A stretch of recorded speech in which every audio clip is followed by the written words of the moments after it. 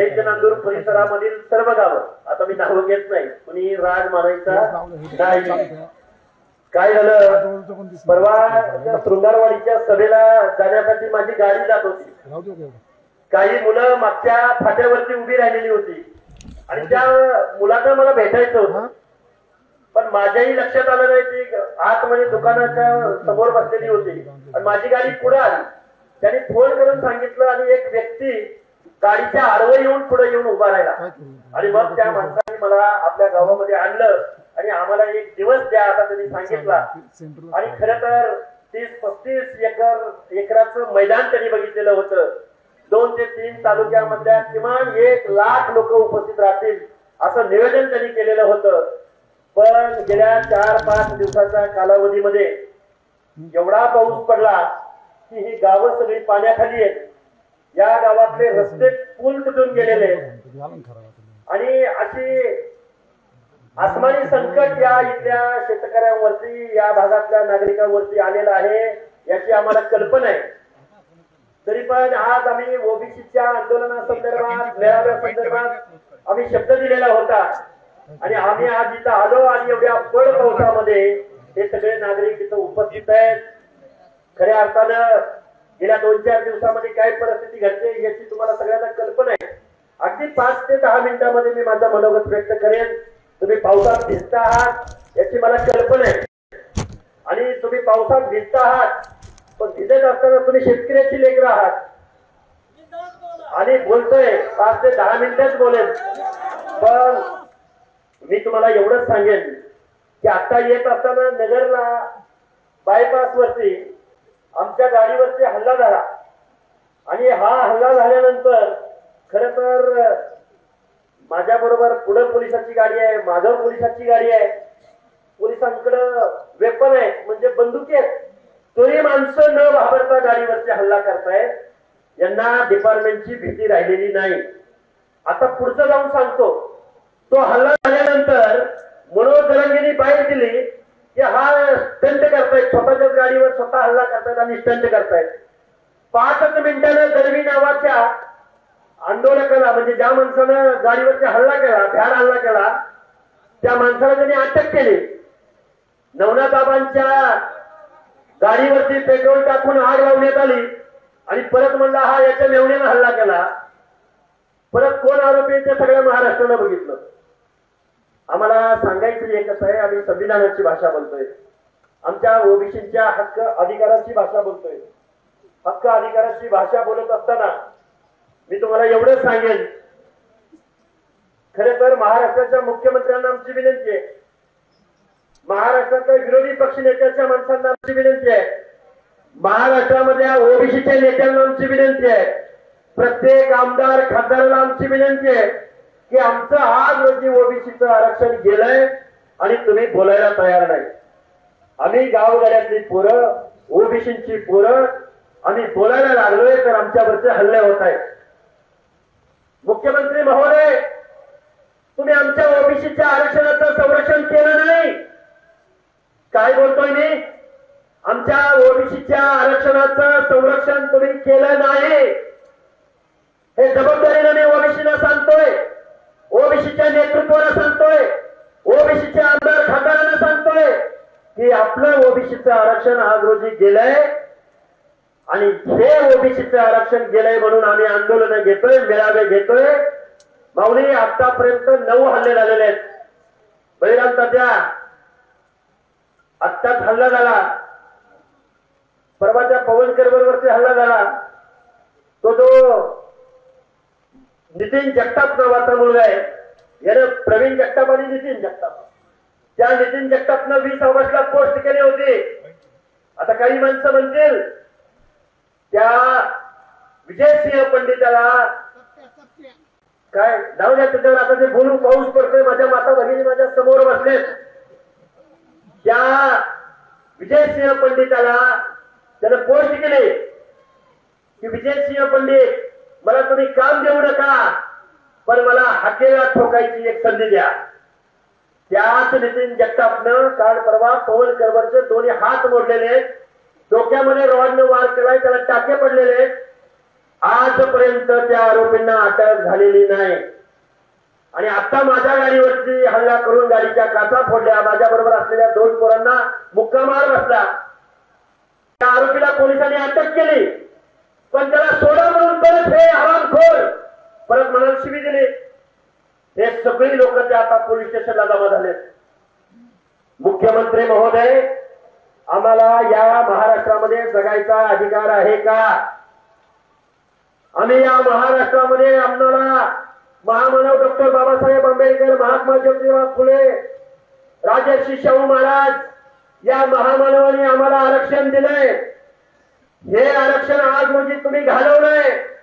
आम्ही कोर्टात गेलोय, आम्ही रस्त्यावरची लढाई लढतोय। रस्त्यावरची लढाई लढत असताना ओबीसी बांधवांना माझं सांगणं आहे, जाती पातीची लढाई लढायची ही वेळ नाही। आता तुम्हाला पातीच्या बाजूने उभं राहावं लागेल, ओबीसीच्या बाजूने उभं राहावं लागेल। नाहीतर माणसं म्हणतायत एका बाजूला धनगरांचं आरक्षण उभं राहिले, एका बाजूला बंजारा समाजाचं आंदोलन उभं राहिले, ओबीसी मधल्या वेगवेगळ्या हे बघा, अरे आमच्या लढाई आहे। ओबीसीचं आरक्षण आज रोजी ताटातलं आरक्षण कोणतरी काढून घेऊन जातोय, ताटातला घास, अंगावरचे कपडे तुमचे काढून कोणतरी घेऊन जातोय। अरे एका जातीचा मेळावा म्हणलं की लाखोची लोक जमा होतात, पण ओबीसीचा मेळावा म्हटलं पण ओबीसी एकवटलाय। त्या हिंगोली जिल्ह्यामध्ये कळमनुरीला 1 लाखापेक्षा जास्त लोक जमा झाली। माझी गावगाड्यातल्या सगळ्या लोकांना हात जोडून कळकळीची विनंती आहे, आज तुम्ही दैत्य नांदूर मध्ये उपस्थित आहात। दैत्य नांदूर आणि इतर राक्षसाची पूजा केली जाते। या महाराष्ट्रामध्ये देशामधल्या हे गाव आहे तिची दैत्याची पूजा केली जाते। त्या दैत्याच्या लिंबा दैत्याच्या गावामध्ये मी आलोय, माझ्या माता भगिनी पुढे उपस्थित आहे। आपल्या आरक्षणाची बाजू आम्ही मीडियाच्या माध्यमातून मांडतोय, टीव्ही चॅनलवरती मुलाखती देतोय, मेळावे घेतोय। या अप्पर पावसात या माझ्या माता भगिनी माझ्या समोर उपस्थित आहेत। आता बऱ्याच वक्त्यांनी सांगितलं की माझ्या पोस्टवरून बोलले, काय करणार? कारण सत्ताधारी आपल्या बाजूने बोलायला तयार नाही, एकही आमदार आपल्या बाजूने बोलायला तयार नाही, एकही खासदार आपल्या बाजूने बोलायला तयार नाही, एकही मंत्री आपल्या बाजूने बोलायला तयार नाही। तुम्हाला लवकर बोलावं लागेल, कारण आम्ही आमच्या जातीमध्ये विभागलो गेलोय। अरे एक स्वर्गीय वंदनीय गोपीनाथराव मुंडे नावाचा एक नेता या महाराष्ट्रामध्ये निर्माण झाला। हा माणूस आज रोजी जर जिवंत असता तर या महाराष्ट्रामध्ये ओबीसीवरती ही वेळ आली नसते। जबाबदारीने बोलतोय मी, तुमच्या समोर आलो म्हणून नाही बोलत। लोकनेता ज्या माणसाला म्हटलं गेलं लोकनेता, आणि एका बाजूला भगवान गडावरचा ऊसतोड मजुराच्या खांद्यावरती हात ठेवावा आणि दुसऱ्या बाजूला छत्रपती शिवरायांचे वंशज उदयनराजे यांच्या खांद्यावरती हात ठेवावा। राजे मी तुम्हाला आमदार करतोय, राजे मी तुम्हाला मंत्री करतोय। हे का बोलतो मी तुमच्या समोर? कारण तुम्हाला आम्हाला एक व्हावं लागल, ओबीसी म्हणून एक व्हावं लागल। आता आमच्यामधल्या छोट्या छोट्या छोट्या जाती आहेत, या जातींच्या हिताचं संरक्षण तुम्हाला मला करावं लागल। तुम्ही आम्ही त्या गावगाड्यामध्ये गावाच्या गावात तुमची आमची लोकसंख्या आहे। अरे आता हल्ला झाला तर आडवं आपल्या भागातल्या सगळे लोक 4 व्हीलर गाड्या काढून तिथं आम्हाला आडवं भेटायला आले। अरे गावगाड्यामध्ये तुमची आमची संख्या जास्त असून जर तुमच्या आमच्यावर हल्ले होत असतील तर गावगाड्यातल्या छोट्या छोट्या खटकांचं काय होणार? गावगाड्यातला माळी साळी कोळी तेली हाटकर धनगर सनगर वंजारी लोणारी परीट गुराव घरशी नाभी सुतार लोहार कुंभार बेरार बेरार रामोशी मुस्लिम समाजामधले सगळे ओबीसी बांधव, या सगळ्या माणसांचं संरक्षण करायची तुम्हाला आम्हाला आज गरज आहे। बैराम तात्या बरोबर आहे का? नवनाथ बाबा बरोबर आहे का? चुकीचं आहे? लढावं लागेल की नाही लढावं लागेल? बरोबर आहे का? हा बरोबर आहे का? बाळासाहेब बरोबर आहे का? चुकीचं आहे? काय आगाऊ साहेब तांदळे साहेब सगळ्यांची नावं घेतोय मी। आमचे साधक सरपंच कुठे आहेत? अरे बारक्या भेटू नको, तुझ्या भवितव्यासाठी चाललंय। बरोबर आहे का? चुकीचं आहे? आमच्या ढवळे आहेत, आमचे किती जणांची नावं घ्यायची? अरे या माझ्या माता भगिनीचं पावसात दिसतंय. सुनील ढाकणे साहेब, चालक साहेब कुठे आहेत? सगळी मंडळी आता बघा, नाव उघडे साहेब नाव घेतलं नाही म्हणताल. आमचे ठकाजी कोळेकर कुठे आहेत? पटोले मामा, आमचे दुसरे सुशील कोळेकर. आता हे बघा, नावं यांची घेतली आणि यांची नाही घेतली असं केळकर साहेब अजिबात मनात मानायचं नाही. गावगाड्यातल्या 18 पगड जातीची लढाई आपल्याला उभी करायची आहे. ओबीसीची लढाई आपल्याला उभी करायची आहे. आता काही होतं कमी जास्त 19-20 नवरा बाबा. अरे तुम्ही आम्ही गावगाड्यातली शेतकऱ्याची पोरं, तुम्ही आम्ही गावगाड्यातली मेंढपाळांचा व्यवसाय करणारी पोरं, तुम्ही आम्ही गावगाड्यातली ऊसतोड मजूर ऊसतोडी करणारी पोरं. अरे आमच्या माता भगिनीने जर काष्टा घातला आणि हातामध्ये जर कोयता घेतला, नाही माणसं नाही मारायची, आसमानी आणि सुलतानी संकटावरती मात करायची. जबाबदारीने बोललं पाहिजे. कारण लगेच म्हणते बघा आपण काय बोललं लपड आणि त्यांनी काय बोललं प्रेम. अरे चाललंय काय नक्की या महाराष्ट्रामध्ये? आता मी आलोय नगर जिल्ह्यामध्ये, नगर जिल्ह्यामध्ये आलोय. तुम्ही कुणाला खासदार म्हणून निवडून दिलं? कोण कोण? आता लंके आणि त्याच्या अगोदर कोण? विखे पाटील, विखे राधाकृष्ण विखे, बरोबर आहे का? काय केलं सांगू का त्यांनी? विखे पाटलांनी केलं असं, एका उपसमितीचे अध्यक्ष विखे पाटलांना केलं. विखे पाटील तुमची 5वी पिढी राजकारणात, कारखान्यात तुमचं, दूध संस्था तुमच्या, आमदारक्या तुमच्याकडं, खासदारक्या तुमच्याकडं, शिक्षण संस्था तुमच्याकडं, ऊसाची शेती तुमच्याकडं, वायनरी तुमच्याकडं, नोकरदार तुमच्याकडं. आणि तुम्ही काय केलं? ओबीसीचं आरक्षण संपवलं आणि मराठा समाजाला ओबीसी समाजाच्या आरक्षणामध्ये आणून घुसवलं. अरे गावगाड्यामधला माझा डोंगराच्या कुशीला काम करणारा, बनूत्याचं अनुत्याचं काम करणारा विमुक्त जातीमधला माणूस, अरे या माणसांचं होणार काय? अरे विखे पाटील या महाराष्ट्रामध्ये राज्यकर्ती जमात म्हणून, या महाराष्ट्राचं मुख्यमंत्रीपद, या महाराष्ट्राच्या आमदारच्या खासदारच्या 200 कारखाने तुमच्या नावावर. अजित दादा पवार, सुप्रिया सुळे, शरदचंद्रजी पवार. अरे मराठा समाज जर ओबीसी मध्ये सामील झाला तर गावगाड्यातल्या ओबीसीच्या जाती तुमच्या स्पर्धेमध्ये टिकतील का? तुमचं आमचं एखाद्या पोरग शिक्षक होईल, डॉक्टर होईल, नोकरीला जाईल. अरे तुमच्या आमच्या एखाद्या माता भगिनीनं आपलं लेकरू कलेक्टर व्हायचं स्वप्न बघितलं तर ह्या राज्याच्या लोकांच्या स्पर्धेमध्ये तुमचं लेकरू टिकेल का?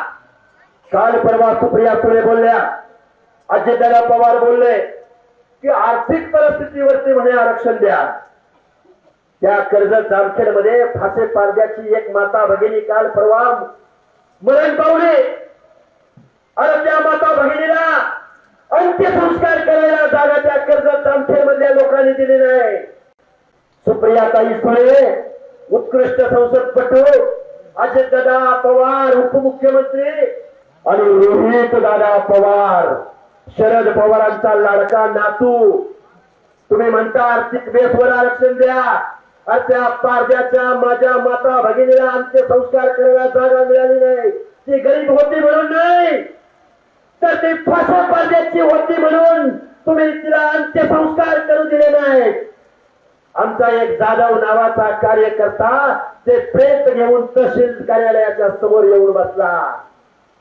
पुरोगामी महाराष्ट्र, फुले शाहू आंबेडकरांचा महाराष्ट्र, एका प्रेताला अंत्यसंस्कार करायला जागा मिळाली नाही कारण त्याची जात फासे पारद्याची होती म्हणून. आता मी तुमच्या समोर एवढं बोलतोय, आतडी तुटुस्तर बोलतोय. माझ्या माता भगिनीला सांगणे, आपल्या लेकीला शिकवायचं, तिला संघर्ष करायला शिकवायचं. अरे तुम्ही आम्ही तुमच्या आमच्या बाप दाद्यांनी या माणसांना आमदार केलं, खासदार केलं, वतनदार केलं, जागीरदार केलं. त्याच माणसाने तुमचं आमचं आरक्षण संपवलंय. आता एवढा पाऊस पडतोय, खूप काही बोलता येण्यासारखं आहे, पण मी एक प्रश्न तुमच्या समोर उपस्थित करणार आहे. आमच्या पवनकर बरोबर हल्ला झाला, नवनाथ आबांची गाडी पेटवली, आमच्या बैलांचा त्याला रोज शिव्या आणि रोज धमक्या येत आहेत. आमचे बजरंग सानप, आमचे सुनील ढाकळेंवरती केसेस दाखल आहेत, खोट्या केसेस. 70 लोकांची यादी आहे. 2 लोकांना मारून झालंय, अजून 70 लोकांना मारलं जाणार आहे. छत्रपती शिवाजी महाराजांच्या स्वराज्यामध्ये जीवाची कुर्बानी करणारे आम्ही बलुतेदार अलुतेदार ओबीसी बांधव होतो. मुख्यमंत्री महोदय, तुम्ही आमचं आरक्षण संपवलंय. आज रोजी हा ओबीसी शांत आहे, हा ओबीसी विखुरलेला आहे. बाळासाहेब, आपल्याला ह्या सगळ्या जात समूहांना एकत्र आणावं लागेल. अरे एका जातीचा मोर्चा चरणामध्ये निघाला तर जरांगे नावाच्या खुरखुऱ्या. अरे तुझी कुठली जात आणि किती टक्के? अरे एक जात रस्त्यावर उतरली तर लाखोंचा जनसागर होता. आणि गावगाड्यातला ओबीसी एकत्र आला तर रस्ता मिळायचा नाही, रस्ता. आज रोजी गरज आहे कुणाची? आज रोजी गरज आहे वंदनीय गोपीनाथराव मुंडे सारख्या लोकनेत्याची. काय चुकीचं बोललो? आज रोजी गरज आहे सर्व माणसांच्या मनामध्ये, अरे माझा नेता आहे, अरे माझा माणूस आहे. गोपीनाथराव मुंडेंना एक प्रश्न कोळेकर साहेब विचारला गेला, अरे काय तुम्ही देशाचं नेतृत्व करताय, तुम्ही काय केलं या लोकांना? आजही लोक उसवले जातात. त्यावेळी गोपीनाथराव मुंडे बोलले की या महाराष्ट्रामधल्या सर्वसामान्य माणसांना मी जर काही देऊ शकलो नसेल तर मी एक गोष्ट दिली, स्वाभिमान, लढण्याची ताकद. आता काय बोलावं, किती बोलावं? तुम्ही आम्ही माणसं, गावगाड्यातली माणसं आहोत. तुम्ही आम्ही पुण्यश्लोक अहिल्यादेवी होळकर, संत भगवान बाबा, संत सेवालाल, महात्मा ज्योतिराव फुले, डॉक्टर बाबासाहेब आंबेडकर, राजर्षी शाहू राजा, संत गाडगे बाबा, सेनानावी, जीवा महाले, जीवा कासे, हर एक माणसांची प्रेरणा डोळ्यासमोर ठेवूया आणि या महाराष्ट्रामधल्या ओबीसीची एकजूट करूया. आणि पळपावसामध्ये मी एक तुम्हाला माता भगिनींना एक सवाल करणार आहे. तुम्ही जर होय म्हणालात, आता परत म्हणाला हा स्टंटबाजी करतोय, परत म्हणाल लक्ष्मण हा काही स्टंटबाजी करतोय. माऊली, आबा, तात्या, अजून सगळे मंडळी माझ्या मागे उभी राहिलेल्या सगळ्या लोकांना, तांदळे साहेब, अरुण भाऊ, मुंडे साहेब, अरे तर कुणा कुणाची नावं घेऊ? हे बघा, आजपासून लढाईचं करायचे ठरवा. आपण जर लढलो तर आपण वाचलो, आपण जर एक झालो तर तुम्हाला आम्हाला हक्क अधिकार मिळतील. आणि तुम्ही आम्ही जर एक नाही झालो, नाही लढलो तर आपल्याला परत गुलामीत जावं लागेल. काय करायचं ते ठरवा, काय करायचं ते ठरवा. आणि एकच तुम्हाला बाबासाहेबांचा एकच मंत्र सांगेल, आपल्याला जो त्यांनी मताचा अधिकार दिलाय, या राज्यकर्त्या लोकांना एकच गोष्ट समजते, तुम्ही जर एकत्र आला, या राज्यकर्त्या लोकांना मताची भाषा शिकवायची, ओबीसी म्हणून एक व्हायचं, दीनदलित बांधवांना एकत्र करायचं. अरे आज ओबीसीचं आरक्षण गेलंय, उद्या दीनदलितांचा अॅट्रॉसिटी कायदा रद्द होणार आहे, उद्या एससी एसटीचं आरक्षण जाणार आहे. अजित दादा पवारांनी एससी एसटीला निधी दिला नाही, महाज्योतीला निधी दिला नाही, तुम्हाला एखादं वसतिगृह बांधलं नाही, तुम्हाला एखादा कारखाना दिला नाही, तुम्हाला आम्हाला एखादा चिलिंग प्लांट दिला नाही, सूतगिरणी दिली नाही. पवारांनी पावणे रावळे बघितले, स्वतःची जात बघितली. स्वर्गीय यशवंतराव चव्हाणांना एक प्रश्न विचारला होता, हा महाराष्ट्र मराठ्यांचा होणार का मराठी माणसांचा होणार? यशवंतराव चव्हाण बोलले, हा महाराष्ट्र मराठी माणसांचा होणार, 18 पगड जातीचा होणार। पण आज रोजी या ओबीसींना मानाला मान, सन्मान, खणाला खण, चोळीला चोळी मिळाली नाही, मान सन्मान इज्जत मिळाली नाही। आजही आमचा माणूस एखादा दुसरा अपवाद सोडला तर आमदार होऊ शकत नाही, खासदार होऊ शकत नाही, मंत्री होऊ शकत नाही। आणि जे कोणी झाले ते पक्षाचा घे झेंडा, लाल दंडा, उचल चटई, शिव हुजूर। अरे आज रोजी तुमचं ओबीसीचं आरक्षण गेलंय, तुम्ही जर नाही बोलला, आणि आता ओबीसी बांधवांना आणि ओबीसी नेत्यांना पण माझी विनंती आहे, तुम्ही बोललं पाहिजे, घरी पाठवायचं तुम्ही। हे बघा आता पाऊस पडतोय, माझ्या समोर माता भगिनी आहेत, माझं एकच विनंती, लढायचं ना, ही लढाई चालू ठेवायची का? ही लढाई चालू ठेवायची का?